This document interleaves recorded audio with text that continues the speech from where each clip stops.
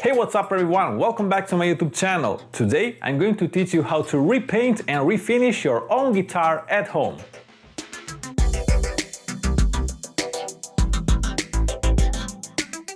Alright, so the whole process is going to be divided into several different parts. Otherwise this video would last 2 hours minimum. So always remember to take a look at the chapter markers below and you'll be able to jump around back and forth and rewatch whichever segment you prefer.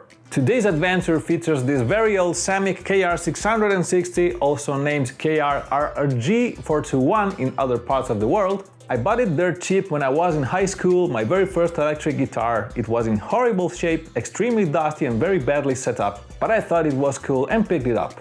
It's got elder body, rock maple bolt-on neck, rosewood fingerboard, 24 frets, 25.5 inches scale length, HSS configuration, master volume, master tone, coil tap mini switch, KKT3 licensed red rose tremolo bridge, and it originally was painted in gold black splatter finish. The neck plate serial number tells us that it was apparently made in Korea in 1991, so we're talking about a very old instrument full of scars from battles. So this is the final result and yeah, not bad for a homemade job, right? So let's begin. Let me start from scratch and teach you how to repaint and refinish your own guitar at home without fancy expensive equipment.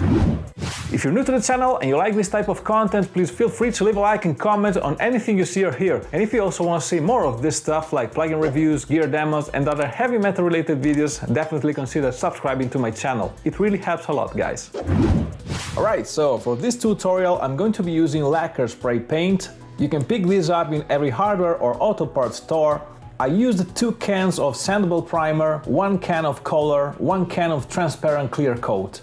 Other materials that you're going to need is sandpaper in various grit, typically starting from 80 for rough shaping and gradually going up to 2000 for super fine polishing, a cork block, paper towels, some rubbing compound and wax, some microfiber towels, a couple of strings and hooks, and of course painter's tape, screwdrivers, hex keys and wrenches.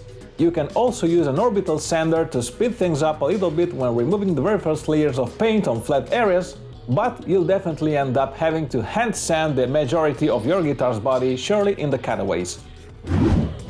Since we're going to make a lot of dust first and spray paint later, going back and forth between these 2 phases, the workspace where you're going to do it is very important. You absolutely want to stay in a room with good ventilation and lights, put some trash paper sheets or cardboard in the background and spraying lacquer paint, you need to place 1 fan near your guitar, making it blow the air away from it and yourself as well. Just a quick disclaimer before starting the process. Wood, paint and metal dusts are very dangerous for your health, so always remember to wear safety devices such as masks and respirators with suitable filters, gloves, goggles, and to do everything calmly and very carefully. If for any reason you are not comfortable with the tools you are using, just immediately stop and ask for help from someone more experienced than you. Safety first, folks! Alright, so what I'm going to do is to tear the whole thing down and completely disassemble it first. Fix some damage and issues with the wooden shape, sand the whole thing smooth, choose some new paint on it and reassemble it all. So let's start removing literally everything. First of all, let's detune and remove all the strings.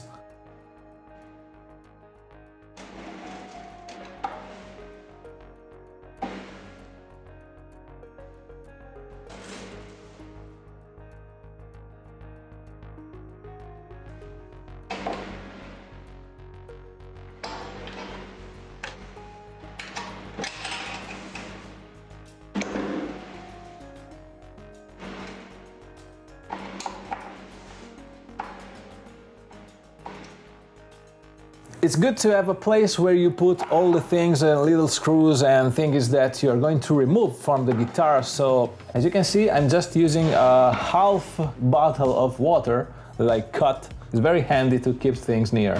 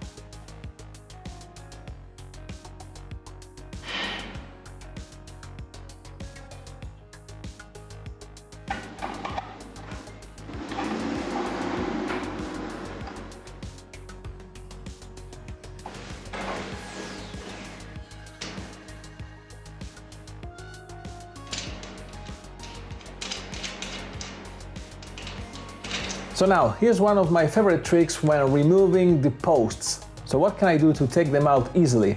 The secret that every amateur luthier has to know is that if you drop just a little screw inside it and you keep turning and turning, it will come out just by itself.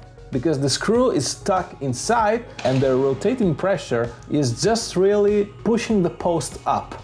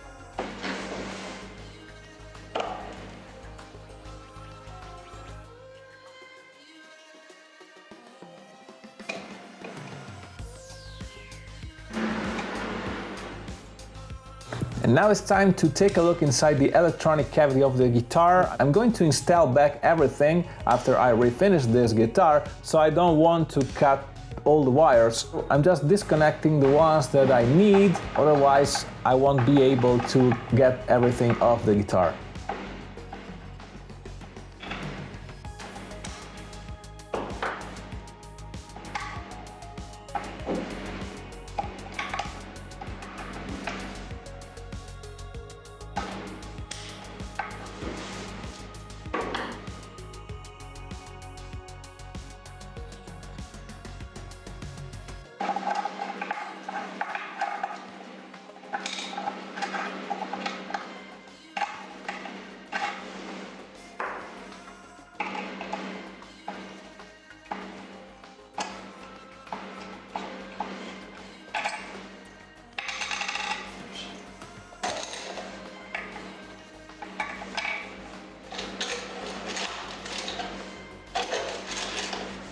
Now it's time to remove the pickups.